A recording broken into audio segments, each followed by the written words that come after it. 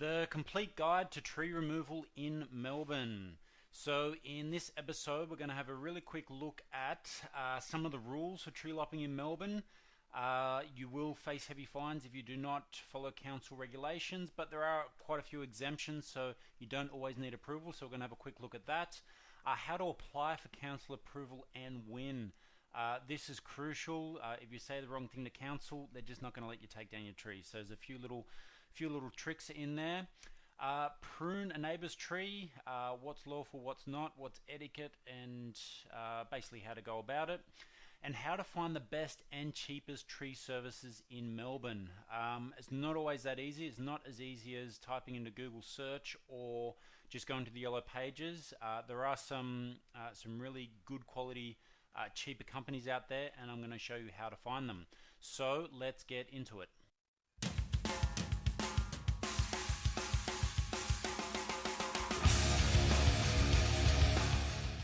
Okay, so first up are the rules for tree removal in Melbourne. So firstly, in Melbourne there is what's called a significant tree register. Now a significant tree is a large tree that your local council or the greater sort of Melbourne metropolitan area has deemed to be of significance or of amenity value, and they've decided that they want to register that tree and keep it for the long term. Now, if you do have one of those trees on your property and you want to get rid of it, unfortunately it's going to be difficult. That being said, if it has gotten to a point, all trees have what's called a useful life expectancy. So if it's getting a bit old, starting to drop branches and starting to get a bit hazardous, definitely, but you will have to apply for council approval to have that removed. But look, if it is, you shouldn't have an issue getting it removed. Outside of that, there are what's called exemptions, and we'll just run through them quickly now. So if the tree is dead, obviously no need to ask for council approval, no matter how big it is. Just go ahead and take it down, but make sure you document it, because the council is constantly documenting trees. So if last year they took a photo of it and it was alive and now it's gone, and you said, well, it died, they're not going to know any better. So and obviously Google Earth and things like that don't update quickly enough, so you will have to take a photo of it. Dying or structurally unsound, generally an arborist can tell you that. There are cases where if you've got a storm and all of a sudden the tree's got a precarious lean to it, that type thing, you can just take it down quick, smart. Again, document it and just let the council know after the fact, and you shouldn't have an issue. They are more worried about the public safety than the trees. So your safety comes first, then the trees.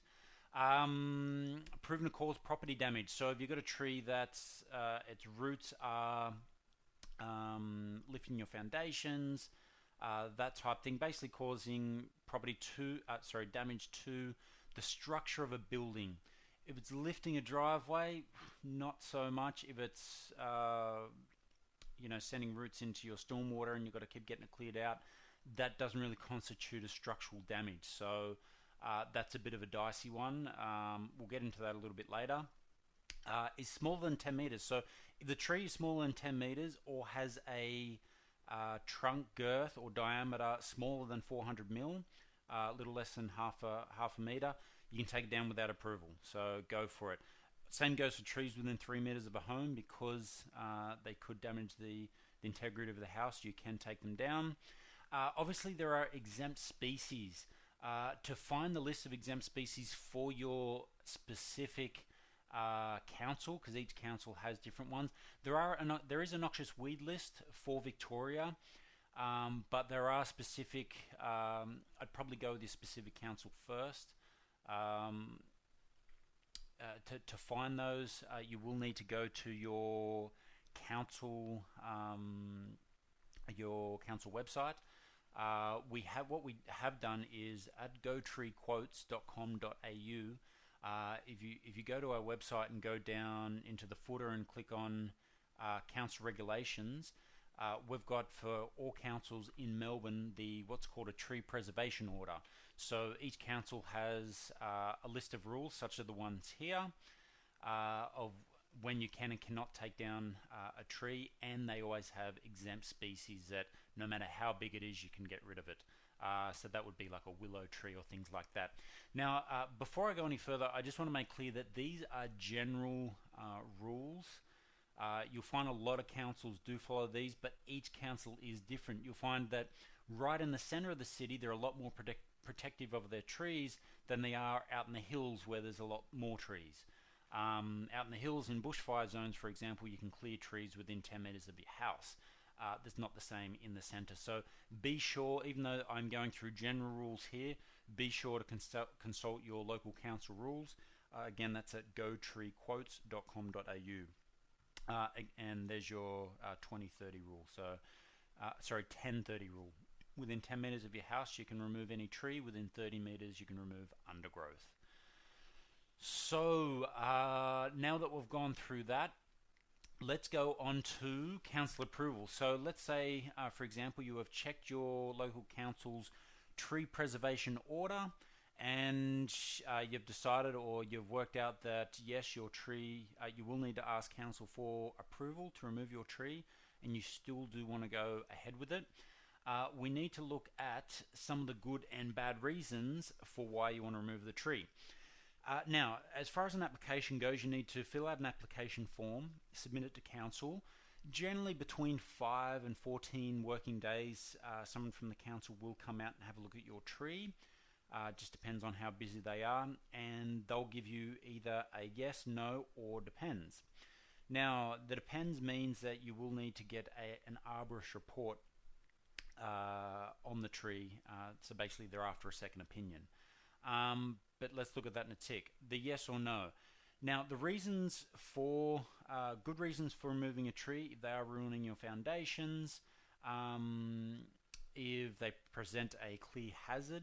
Some bad reasons are the dropping leaves in your gutters, and you don't like paying $40 a month or every 2 months to clean your gutters out, or you just don't like it, or it's shading your house too much in the winter.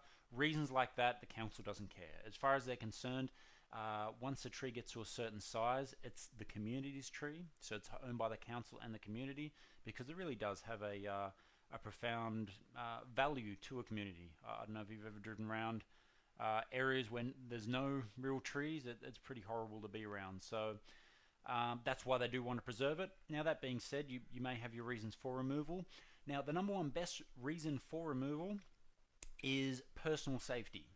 So if the tree happens to be dropping deadwood, or it's dropped the odd branch or things like that, and you put the council on notice, if you say, look, there's been some near misses, I've got kids playing under here, if I cannot get rid of the tree, you are liable. So if you do, and if you can even do that in writing, all the better.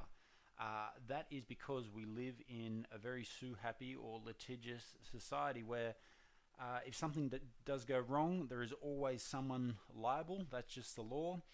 And in this case, if you have asked for removal and they don't give it, and something does go wrong, then they are up for a lot of money, and councils are run like a business, so they would probably look to remove it. Depends on the tree. If it's this huge, magnificent tree in the middle of the backyard and you've got a huge yard and there's nothing much around, they might just recommend a trim and a deadwood every 12 months. But generally, if you want to remove a tree, it's because it's close to the house or it's overhanging the house and things like that. Otherwise, you'd probably really appreciate the tree in your backyard. So that's all I've got to say about that. Yeah, so putting them on notice for a personal injury, possible personal injury in the future, is probably the best way to go. Now, arborist reports. Even if you go down that route and you say to them, look, I think it's dangerous, it keeps shedding branches or deadwood, I want something done, they might say, okay, get an arborist report. Now, an arborist report is going to cost you, depending on the tree and the arborist, between $300 and maybe $500 for a single tree.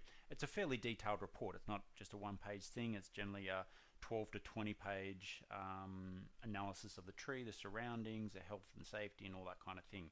Now, there's two types of arborists, and this is important. If you're going to get an arborist to do an arborist report, get a working arborist. Get someone from a company where their company removes trees. Why?